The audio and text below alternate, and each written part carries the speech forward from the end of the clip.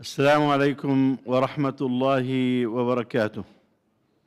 الحمد لله رب العالمين، والصلاة والسلام على محمد النبي الأمين وعلى آله وصحبه ومن تبعه بإحسان إلى يوم الدين. اللهم واجعلنا منهم آمين. Alhamdulillah for the ni'mah of al-Islam. Alhamdulillah ala kulli hal, on whatever situation. Wa na'udhu billahi min hali ahli an-nar. And we ask Allah to protect us from being from the people.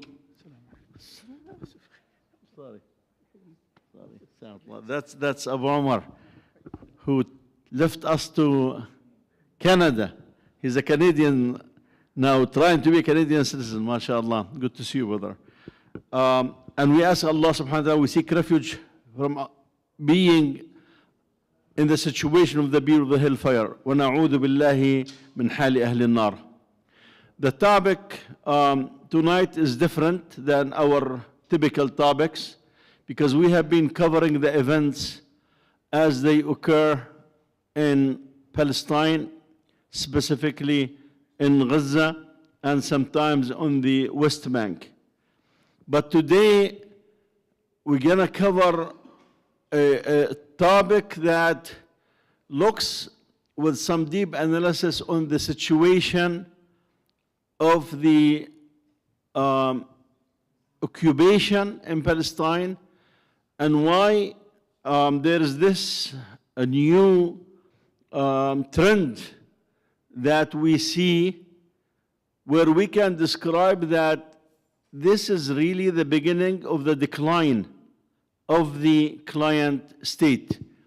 That until recently, what Allah subhanahu wa ta'ala says, وَلَتَعْلُنَّ عُلُوًّا كَبِيرًا, that you're gonna reach a stage where the arrogance, the strength, the might will get you to a situation where you think that you can do whatever you want and you cannot be there for ever. But Allah subhanahu wa ta'ala said, وَإِنْ عُدْتُمْ عُدْنَا. And if you go back to do mischief in the earth, Allah subhanahu wa ta'ala will again do what was done before. I'll talk about what's before. There is the so-called destruction of the first temple and the second temple, and I'll shed some light on what their reasoning for those destruction, and why the signs, even among themselves, saying the signs are there that they will have the curse, the la'na of the 80 years. Now, what is a client state? So the topic is Israel, the beginning of the decline of the client state. A client state is defined as a country that is economically, politically, militarily dependent on a more powerful country, which acts as its patron. The dependency means the client state lacks full autonomy, especially in foreign affairs, and often must act in the interest of the dominant state, while a client state remains in its own government when it comes to foreign and military policies, but it's heavily influenced or controlled by its powerful ally. The reason why I used this topic for this word client state, because this past week 5 things happened in occupied Palestine. Each one of them would be enough to create shockwaves among the Zionists in Palestine and their supporters beyond Palestine. And we'll talk about this a little later. But those who are not familiar with the Jewish history in terms of having a control, having an entity of their own, we have 2 eras. One ended with the destruction of the first temple, and basically they say that this is because of matters that became widespread in the society at the time. Immorality, one of them.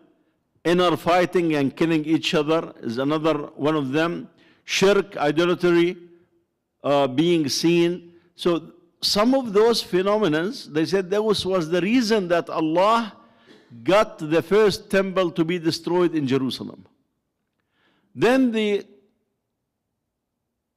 is by Nebuchadnezzar. Another temple destruction happened, and that was the last time that they have such a clout and entity of that size, was during the time of the Romans.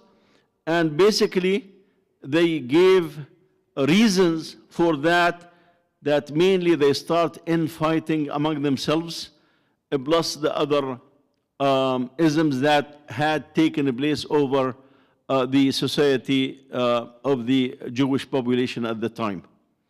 That's why before the war in Gaza, we had huge demonstration in Palestine.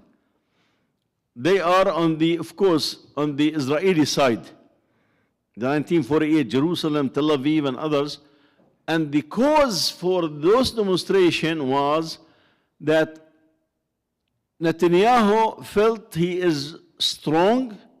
He has a strong backing of the extremists and of the extremist of the extremist, because there are extremists and there are the extremists on the extreme of the extremist, that he can change the direction of the country.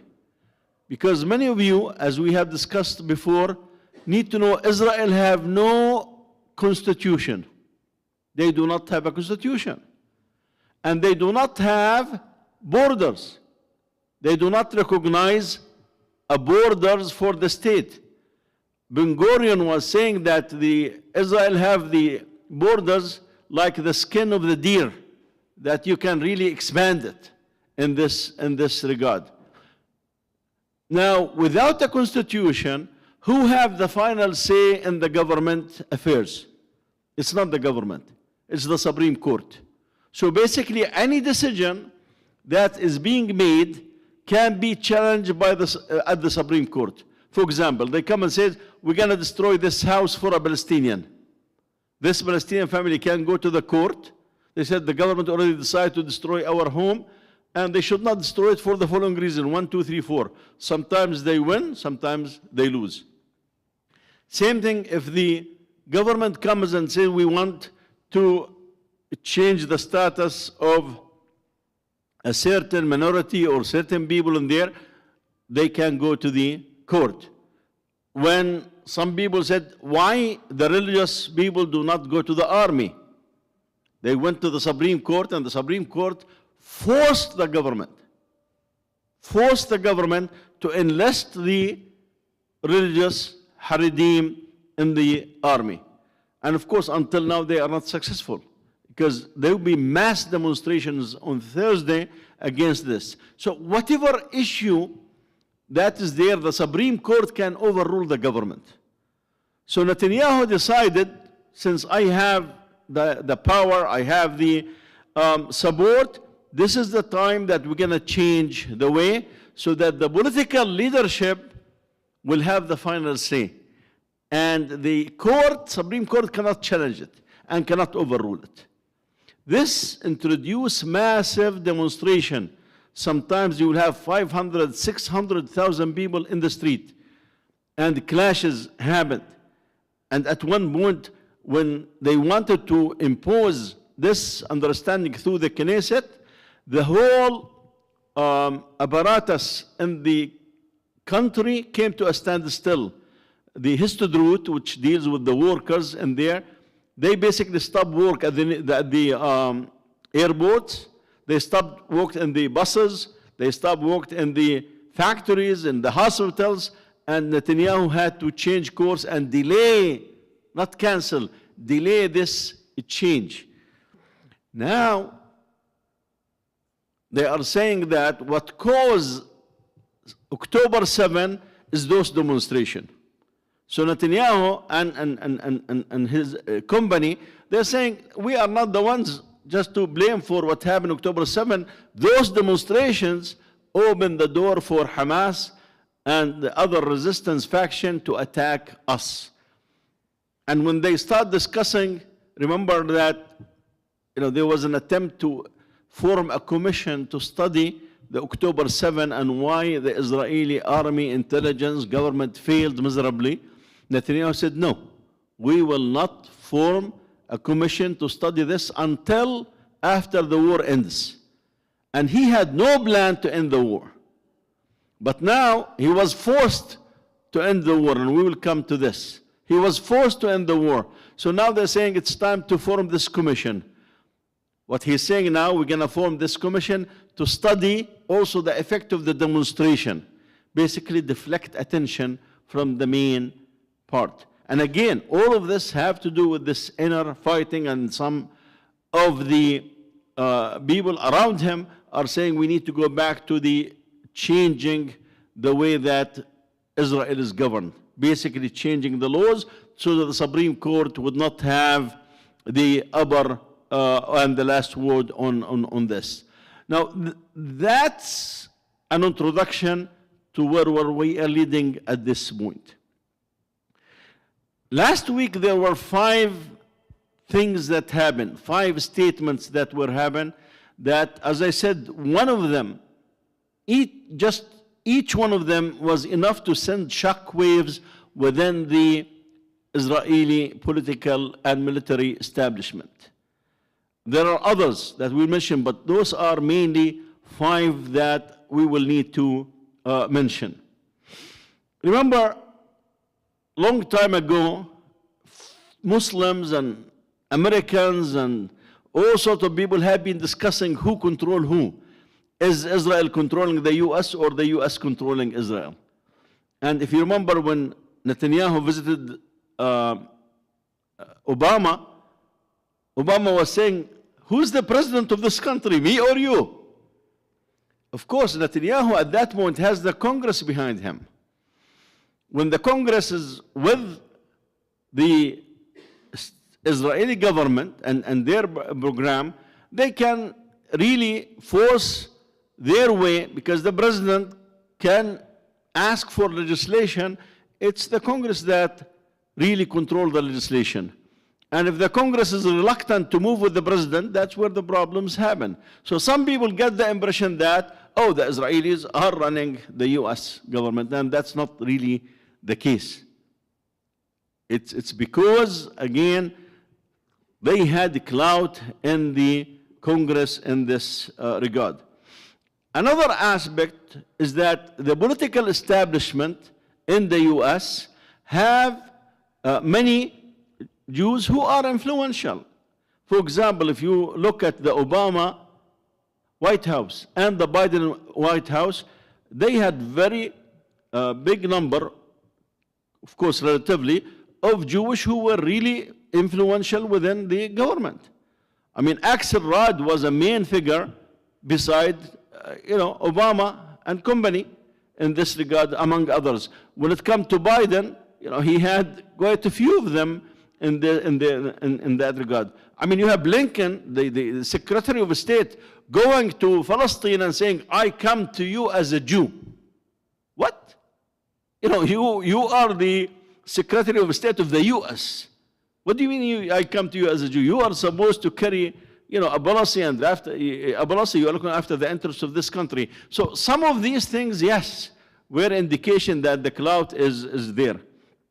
But again, this is not something that is here to stay, because there are certain circumstances that gives. Among them is that the US gives Israel more than $3.5 billion each year. Some of this money is recycled back through AIPAC, which in its turn bribe those congressmen and senators, and they have their ways of getting Epstein to entrap some of those politicians, and the scandals are there. We're not gonna mention names, but the names are out of those politicians that he used to bring young girls to those politicians in the US, and some of them are prominent names. So they would use all sorts of ways. But the events of Gaza really have changed things drastically. And we will look at them, but let's talk about the 5 things that had happened this week. The 5 things are related to the stopping of the war in Gaza and the so-called Trump's plan. Remember, we discussed before that Trump came with a 20-point plan and agreed to it with the Arab and the Muslim so-called leaders at the UN. Netanyahu came on Friday to give a talk at the UN. The bulk of the people left him. He was talking to an empty hall almost. The UAE, unfortunately, delegation stayed to hear his wise words of lies and lies and lies. But the bulk of the Muslim countries left, and some delegates left 1 or 2, like Morocco, they left, I think, 1 person. But whatever. Netanyahu met with Witkoff, who's the special, Trump ambassador to the region, and with Kushner on a Sunday before he met with Trump, and they change, of course, on the push by Netanyahu, 3 things. The one thing is that they remove any mention of the Palestinian Authority have any authority in Gaza. Because part of the first agreement was the Palestinian Authority will be part of the situation in Gaza after the war ends. Netanyahu insists that's to be taken out. So they took it out. The second one, he changed the plans for the army withdrawal to keep more of the Israeli forces in Gaza and different places.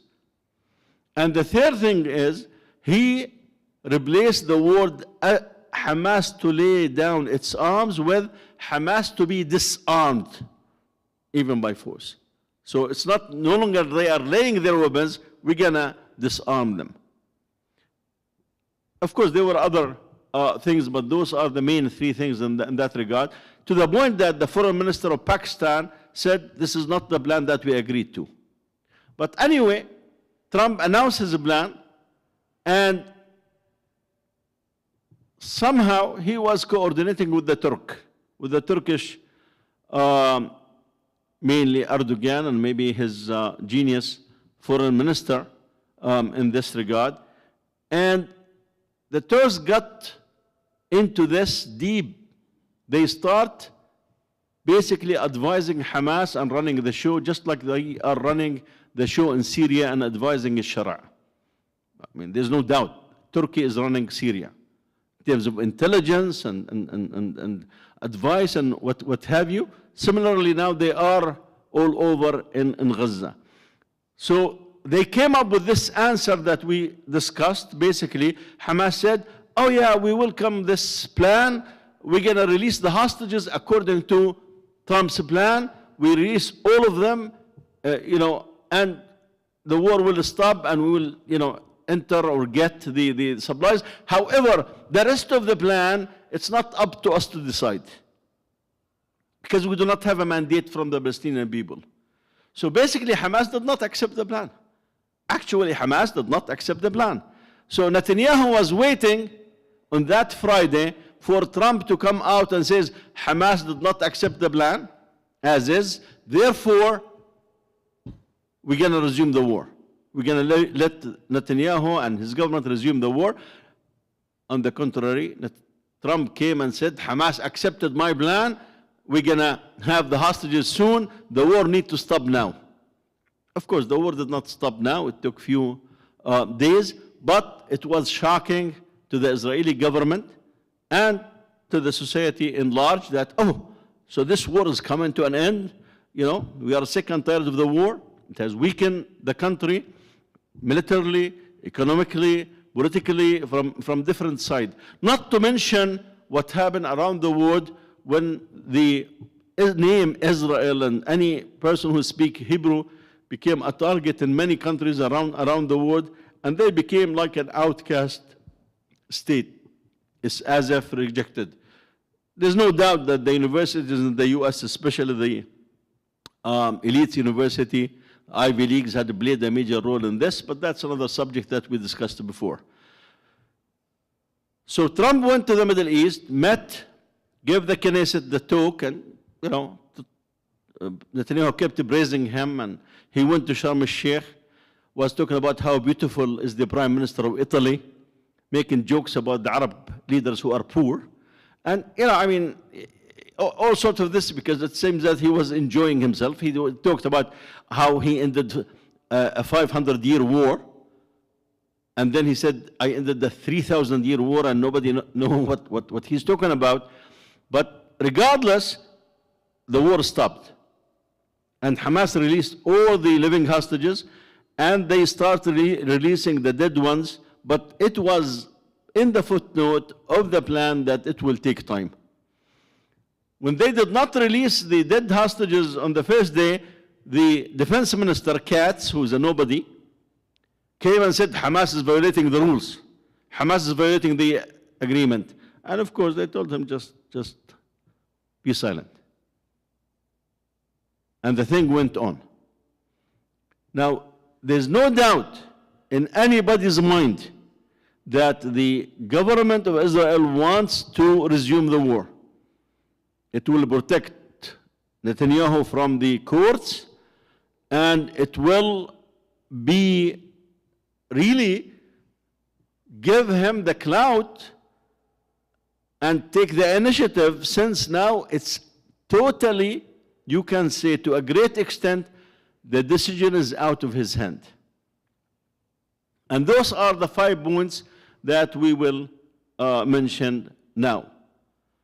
Those 5 points came when, in 1 week, President Trump sent his Witkoff, Jared Kushner, J.D. Vance, the Vice President, and Rubio, the Secretary of State. Imagine the 4 of them are sitting on the chest of Netanyahu saying, you need to do this, you need to do this, you cannot say this, you cannot say this. They basically carrying the stick of Trump. Trump moved him with the stick, no doubt about it. I'll give you an example. Trump made it a point that the Turks will play a role. And it's a major role. Netanyahu resisted. But eventually he allowed this Turkish organization to enter Gaza. And he was ridiculed in the Israeli media. After all those years, this Turkish organization that the Israeli government considered a terrorist organization, a terrorist supporters, they are now working in Gaza? Well, because Vance told him and told the media, it's not the Israeli decisions of who will be working in Gaza. So what are those 5 things? The first thing was when Trump came and realized that the Israelis are not serious about carrying on his plan. When that was realized, and he sent those 4 representatives to Netanyahu, came statements. One of those statements came from Trump himself. So Trump himself, in an interview with Time magazine, he's saying that I am in the process of looking at this issue of releasing Marwan al-Barghouthi from Israeli prisons. And it is me who gonna make the decision. What? Wait a minute. Now Marwan al-Barghouthi is with the Abbasi group. He's a Fatah. Hamas tried to get him out of prison through all the exchanges. And the Israelis say, no, no, no. And we have seen Smotrich, Ibn Ghaffar, they are the same, with the same coin, the same faces, different faces for the same coin. So Ibn Ghaffir went to the prison, humiliate Marwan Barghouthi in front of the media, in front of the whole world, and publish it, and he said he will not get out. And of course, Netanyahu also refused to let Marwan out. And here, Trump comes and says, Hamas told us 15 minutes ago that they are willing to accept Marwan to be the ruler of Gaza. And I am looking into it. And it's me who will be making this decision. Wow. I mean, what does that say? Where is the Israeli government? Where is the Israeli Supreme Court? Where is the Israeli Knesset? Where are the extremists? Where are the extremists of the extremists? Silent. Because basically, they know that they cannot in public challenge this Trump. What adds insult to injury is that, imagine if he comes from the prison and he put in charge of Gaza. I mean, that's for the Israelis a disaster because he's a Palestinian authority. It's not that this thing will happen, most likely not. But the fact that Trump will, in public, say it's my decision, I am the one who decides if he comes out of the prison or not, it just says that this is even worse than a client state. He did not even say, oh, you know, I need to consult with the Israeli government and see. No, it's my decision. The second part of it, or the second action that took place, is a subcommittee of the Knesset met and endorsed a law that will annex the West Bank to Israel, and another law that will only annex the big settlements in Jerusalem, there's a huge settlement there, to Israel. And those two laws were basically voted on with the help of a Likud member. And all this happened when the Vice President, J.D. Vance, was visiting Tel Aviv and Jerusalem. He came out in public and said that I consider this an insult. That basically they insulted me. That what they did was an insult to me. And then the other statement said basically it was a stupid decision anyway in this regard. A stupid decision anyway. I mean, the Vice President of America in Tel Aviv saying that what those people have done was an aim to insult myself.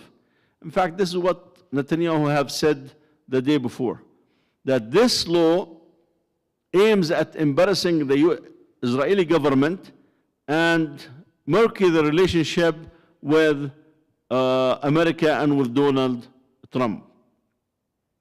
And you can see from the statement of the Vice President, when also he said initially, when there was an issue of who will be running Gaza, he said the Israeli government is not the only one who will decide. They will not have the final say, meaning we will have the final say.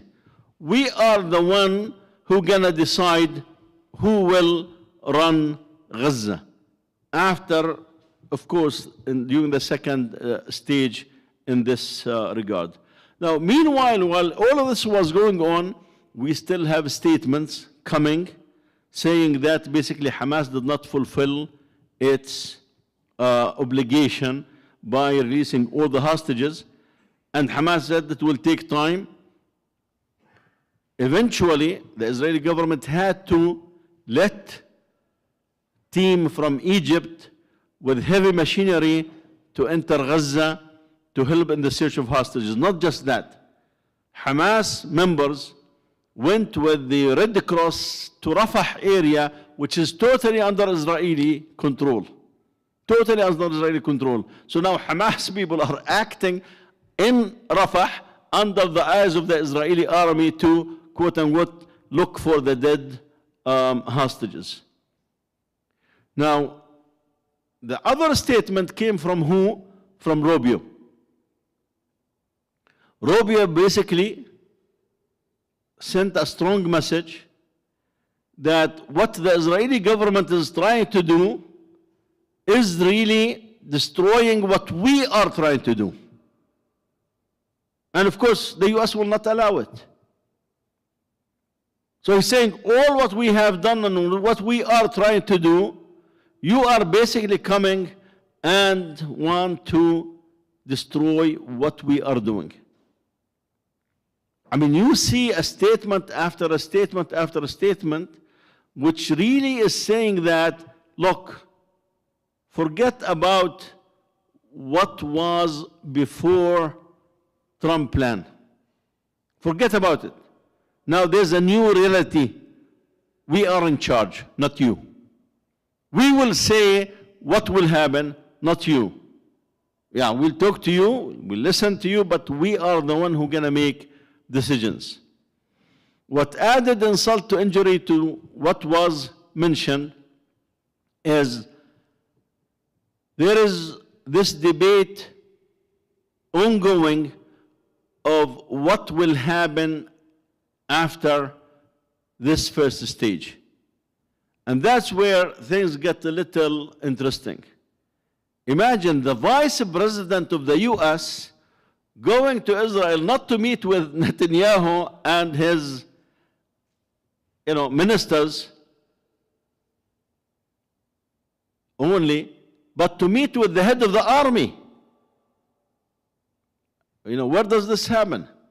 The vice president of the US coming and meeting with the chief of staff of the Israeli army. So basically, J.D. Vance talking to him of how this thing will be implemented. Where's the government? Who's in charge? The army takes orders from who? From the government or from the American government? So the reaching to the chief of staff of the army was really a very, very dangerous move. But again, Netanyahu could not oppose it in public. Now, if you read the Israeli media in the past week, you hear all sorts of things. That Israel now is the 51st state of America. Israel now is a client state. Israel now is in the hands of the US. They are making the decision for us. The government is this and this and this and this and that. And basically they have all the rights to say this because all the indication is in this direction. This got Netanyahu today in the government meeting to come and say, we are an independent country. Oh yeah? Yeah. That's not the case. I mean, we do not see this the case. Yeah, you say that you are an independent country in front of your, cabinet meeting, but all indication that you are not independent, that you are not running the show. In fact, Hamas have more of a say in what had taken place than Netanyahu and company. Hamas announced today that they will accept somebody by the name of Amjad al-Shawwa, who is in law, to be the next person to run Gaza. No word from the Israelis. So basically, if the Americans said yes, it is a yes. You do not need to go back to Netanyahu. Now, in the past 2 years, the government in Israel have borrowed lots of money because they do not have money for the war. Imagine if the US government did not give them $34 billion in the last 2 years. $34 billion of taxpayers' money in the last 2 years went to Israel from the US. Imagine they had to borrow these things too. So economically, they are very weak. Politically, they are trying even to find their way. Militarily, they are exhausted. They are exhausted. I mean, the Israeli media talk about the army is exhausted. And Zamir, who is the chief of staff, have appealed more than once to the Israeli government, end this war. End this war. They try to extend the tenure of those reservists for another year, and there was an uproar, and they had to withdraw the law and change it. Because it's not just that the army is exhausted, the families of the armies are exhausted. They said now mental illness is hitting not just the army, but the army and the families of those who are serving in this regard. Not to mention that whatever issue that come for discussion will be fragmenting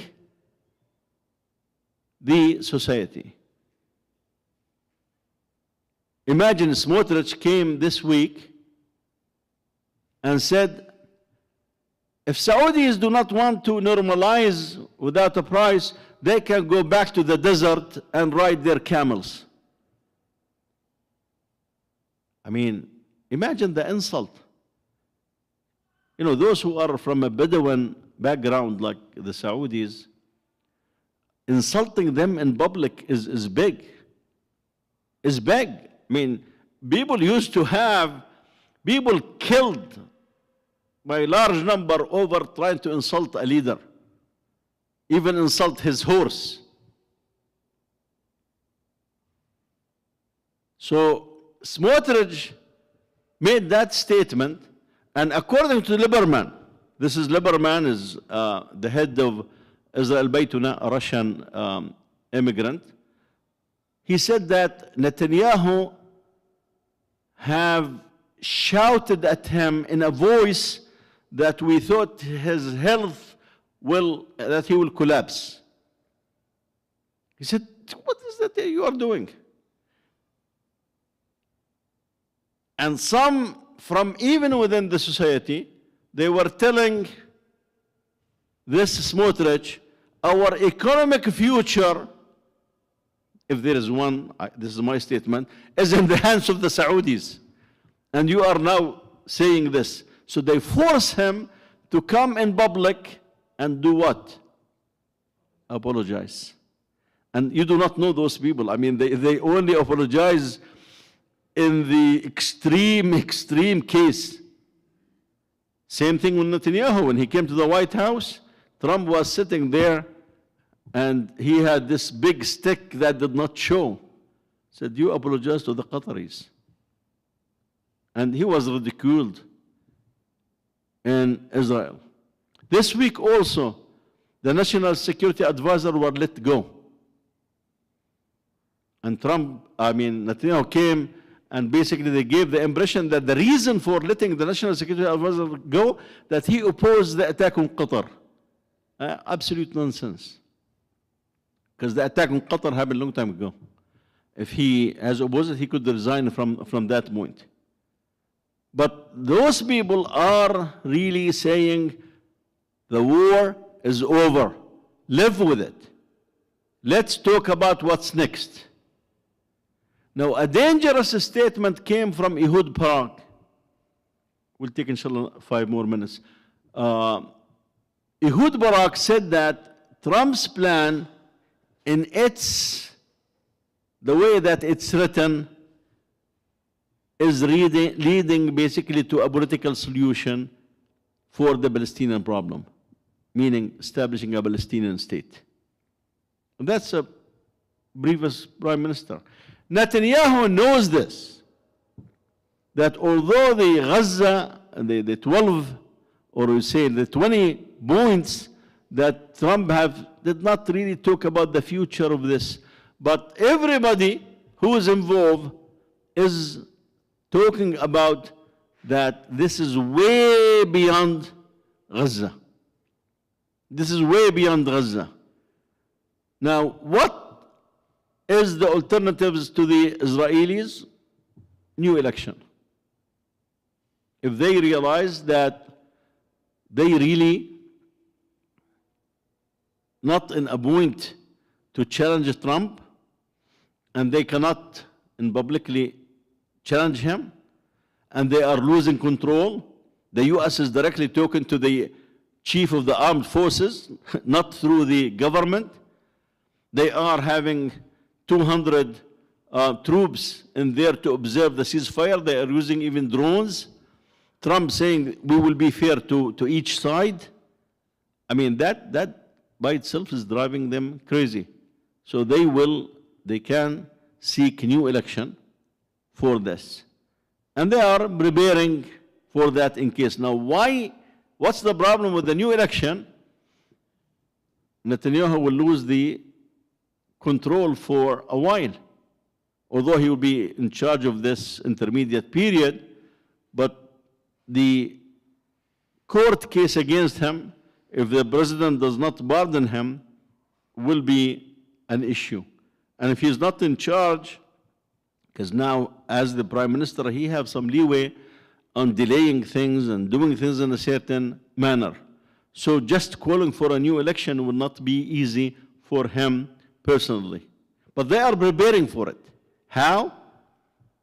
Likud have met, they introduced a law that will prevent Bennett, who is the previous prime minister, from running in the Knesset. Remember, Bennett is an extremist on the right, but he hates the guts of Netanyahu. So he was able to gather left-wing, right-wing, extremists, moderates, even Arabs, to support him to kick Netanyahu out of the prime ministership, and he did. And he became the prime minister for a while. So now they are introducing a law that says before he runs, he has to pay all the debt of his party. This is a law that they now introduce, which means he has to come up with $8 million to pay the debt of the party that he used to run, and so on and so forth. So what I'm saying is that they are doing some steps to prepare for a possible election, because they lost the initiative in this regard. And whenever something happened, Trump is on the phone. It's as if he has no other job other than to control the situation in Gaza. And they know basically who is the problem. It's not Hamas, it's not Egypt, it's not Turkey, it's not any of the above. Now, saying all of this, I want to add that, unfortunately, beside the Zionists, there are the Arab Zionists. There are the Arab Zionists now who are crying that, look, Hamas is still in charge of Gaza. That they should have done this to Hamas. They should have done this to Hamas. And in fact, the Dawood Shiryan, who's a Saudi journalist, have very critical words for two guys, one from Egypt, one from the United Arab Emirates, who were talking as if they are doing a political dialogue, but actually they were giving statements to the effect of Hamas should have been destroyed. Hamas should have been disarmed. Hamas should have been,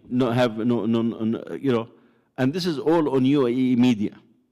So what you're going to see is Netanyahu would need to have UAE play a major role in Gaza. And Trump and Hamas want the Turks and Qatar to play that major role. Because Netanyahu trusts UAE and does not trust Turkey. He said explicitly that we will not allow Turkey to play a role in Gaza. He repeated this a few times. But, I mean, Trump, he has a friend in Istanbul, in Ankara. And he made it clear that he gonna be listening to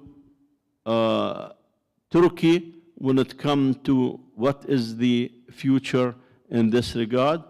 We ask Allah subhanahu wa ta'ala for this beginning of this client state weakness, politically, economically, and militarily, to be bishara, good tidings, good news for the Ummah of Muhammad sallallahu alaihi wasallam, because the ulu and the genocide that is in Gaza, it has a price.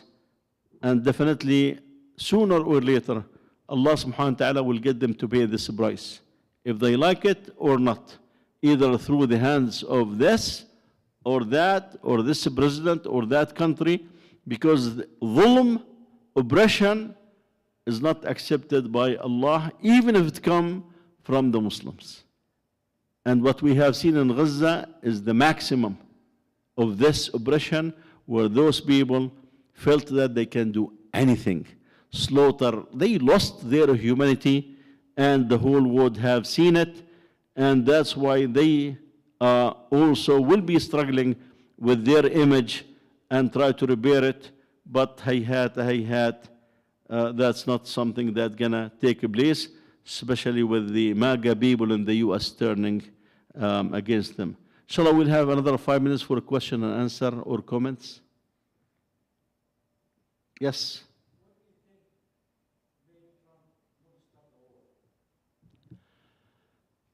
A very, very good question. Why Trump stopped the war? Why he wanted to stop the war? It has a lot to do with this new US administration. They looked and they realized that when they go to Gulf countries, they milk Gulf countries of trillions of dollars. When they go to Israel, Israel want to milk the US of tens of billions of dollars. So definitely this is a factor. This is a factor that now their interests, the investments, I mean, it was made clear that that Witkoff and Jared Kushner, their money is invested in the Gulf, and the Gulf is giving them the money. They did not have investment in Israel. Remember, Ibn Salman gave, this was after the Muhammad ibn Nayef gave up on being the crown prince. Muhammad ibn Salman gave Kushner $2 billion, and this was in the American media. To do what? To invest it. So money is definitely an issue. Secondly, I think the US is sick and tired of the Israeli government, because basically they are embarrassing them at different levels. The last one is that they did the attack on Qatar. Now, someone might say, okay, Trump was aware or was, on this. And Trump, I mean, Trump liked to show off, and I am the one, I stopped all those wars and this and this and that.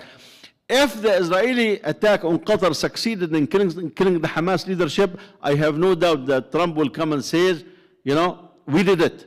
We eliminated those terrorists and this and that. But it failed miserably, so he threw all the blame on Netanyahu and forced Netanyahu to apologize. A third aspect is the Israeli government now is to a great extent is run by those more extremists than Netanyahu. Ibn Gfir and his people, Smotrich and his people. And they are the ones who were preparing to annex the West Bank. Remember when we talk about my trip to Palestine, I said the West Bank has been reoccupied. They were waiting for the go-ahead from Trump, and Trump gave a sign. He said Israel is too small. So they thought it's a matter of, weeks. Trump will said, let's annex the West Bank and make it part of Israel under Israeli law.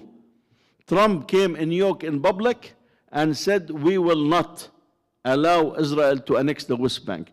And he said later on, if Israel is to annex the West Bank, we will not give them any support. We will lift our support from them.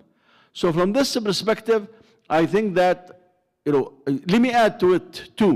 When Netanyahu was called to Washington after the tariffs, the Israeli media said that Trump wants to honor Netanyahu, make him the first to discuss the tariffs, and they will not impose tariffs on Israel.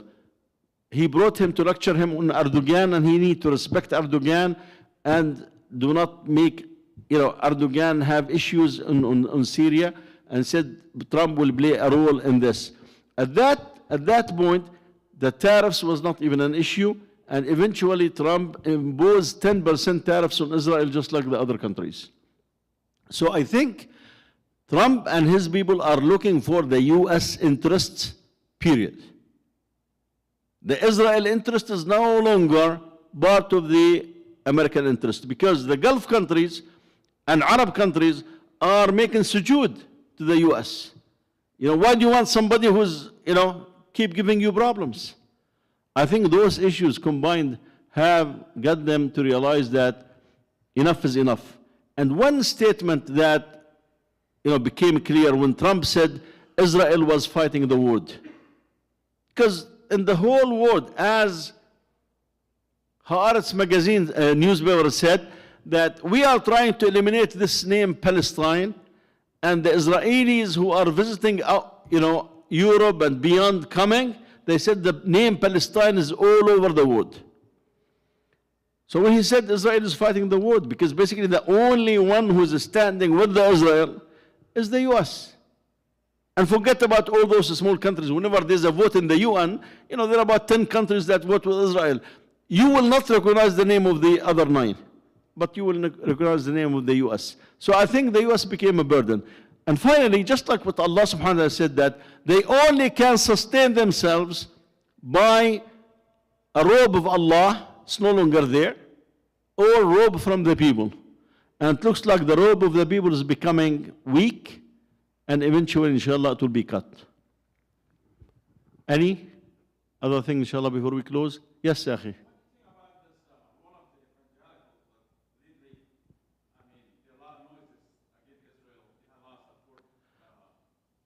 Yes.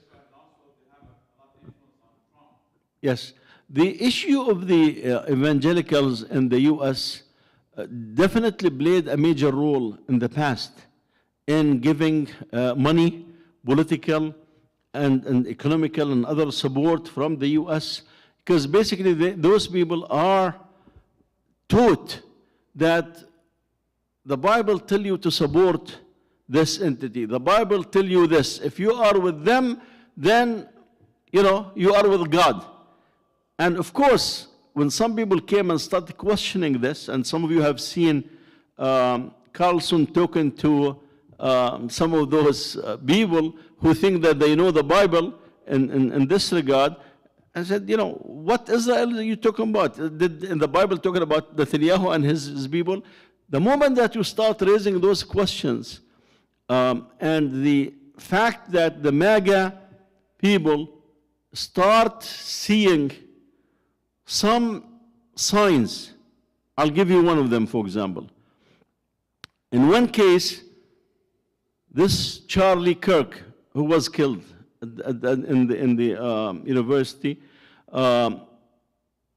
he have written a letter to Netanyahu talking about the image of Israel in the West, especially in the US, even among the MAGA people and the evangelicals and this and that, and warning him that this thing is very serious and the image is really being shaken, and something needs to be done in this regard, and this is just before he was killed. At the same time, Jews promised him $2 million contribution to his organization. But when Carlson and Green start talking against Netanyahu and the Israeli government, those Jews pulled their money. They said, we will not support you unless you disassociate those people from giving them platform for your talks. And then the rumors started of who killed Kirk. And even among those MAGA people, that's one.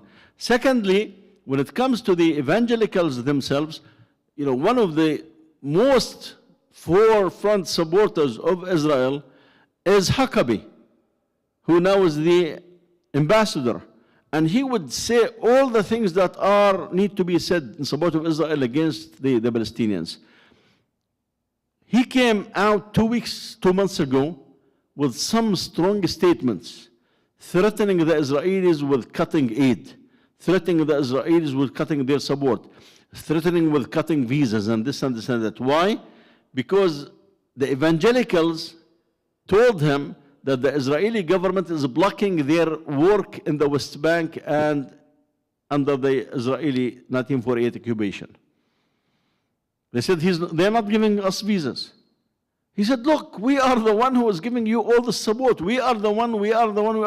And this is what you are doing to us? He said, if this thing does not change, I mean, he cannot be somebody who flipped overnight. No.